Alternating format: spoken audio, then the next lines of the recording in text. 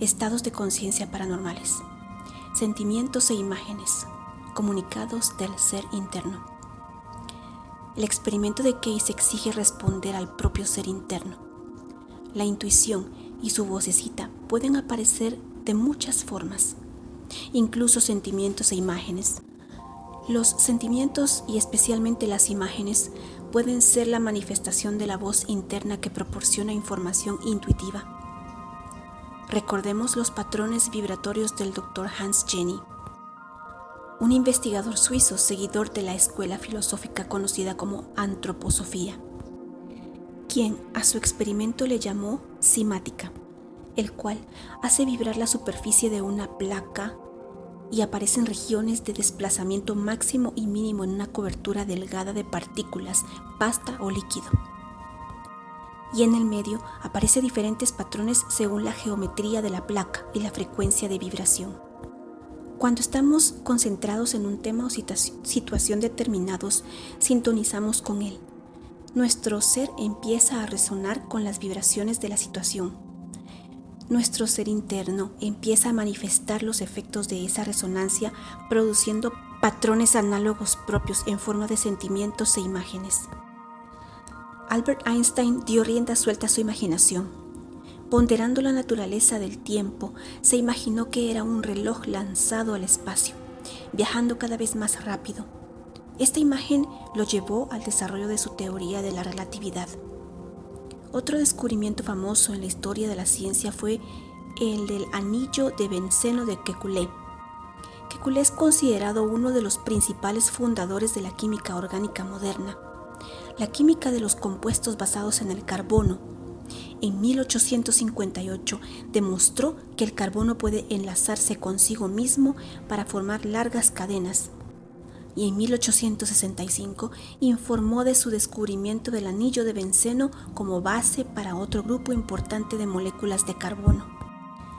Ponderando la naturaleza de los compuestos orgánicos, se encontró imaginando una culebra enroscada en sí misma mordiéndose la cola. Reconoció en esa imagen el modelo de la fórmula que buscaba. En casos tales de descubrimientos científicos, los buscadores estaban tan inmersos en el problema que inconscientemente se hicieron uno con el objeto de su estudio. Todo su ser, su pensamiento, sus sentimientos, sus actos y su atención sintonizaba con las vibraciones del misterio, lo cual creó una resonancia entre ellos y lo que querían descubrir. La explosión intuitiva fue la manifestación de esta sintonización. Esto me recuerda a lo que dicen algunos detectives que, para coger a un criminal, hay que pensar como él. Expresan así el tema de la resonancia en el descubrimiento intuitivo, sintonizando imaginativamente con la mente del criminal. Este finalmente se les hace patente. Los indios norteamericanos se comunican con objetos inanimados de la naturaleza de una forma parecida. Para aprender la sabiduría de una piedra concreta, entran en sintonía con ella. Se abren meditativamente y permiten que las vibraciones de la piedra entren en ellos. Respetan el flujo de las imágenes en la imaginación como una fuente de revelación, no como una fantasía. Al meditar sobre la piedra, su mensaje llegará a ellos a través de la imaginación. Al contemplar la piedra, los pensamientos, sentimientos e imágenes que surgen son tomados como efectos de las vibraciones de la piedra sobre la persona.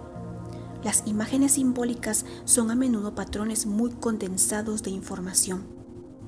Del mismo modo que decimos que una imagen vale más que 1000 palabras. Una imagen simbólica puede contener varias imágenes asociadas, combinando información de una forma creativa que revela una verdad oculta. Los sueños, la fábrica de imágenes por excelencia, son así una fuente variable de intuición simbólica. La intuición como canal abierto.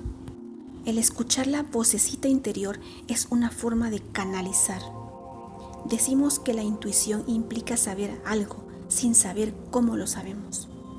¿Has tenido alguna vez la experiencia de afirmar algo con convicción y preguntarte luego, maravillándote de lo acertado de tu afirmación, ¿cómo lo supiste? podríamos decir que estabas canalizando información intuitivamente. En el libro Canalizar, la conexión intuitiva, de William Coates y Melanie Brannon, definen la canalización como una forma de intuición, como un proceso interno, una conexión intuitiva con una fuente de información y de conocimiento universal, pero invisible. John Climo, en Canalizar, investigaciones sobre la recepción de información de fuentes paranormales, llama a la intuición canalización abierta.